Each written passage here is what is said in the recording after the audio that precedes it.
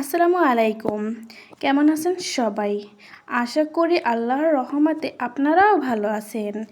আজকে আমি আপনাদেরকে একটি রেসিপি শেয়ার করব। সেটি হলো গরুর মাংসের নুডলস পাস্তা। এটি বাচ্চারা খেতেও খুব পছন্দ করে, তাই আজকে দেরি না করে বানিয়ে ফেললাম। প্রথমে গরুর মাংসের টুকরো নিলাম, তারপর গরম পানিতে সেদ্ধ দিলাম।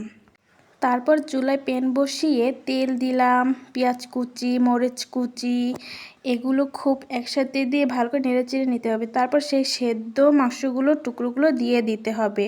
আপনারাও চাইলে বাসায় মেহমান আসলে এটা রান্না করে দিতে পারেন। তারপর তার সাথে দিলাম মশলা দেওয়ার পর এগুলো খুব ভালো করে ভেজে নিতে হবে। তারপরে ডিম দিয়ে দিলাম। আপনারা চাইলে দুটো বা একটা দিতে পারেন, আমি একটি দিয়েছি। তার সাথে দিয়েছি লবণ দেওয়ার পরে সেই নুডলসগুলো দিয়ে দিলাম। দেখুন তো আমার সেই ফাইনাল লুক কেমন হয়েছে জানাবেন। আর হ্যাঁ, লাইক আর সাবস্ক্রাইব করতে ভুলবেন না। আল্লাহ হাফেজ, ভালো থাকুন।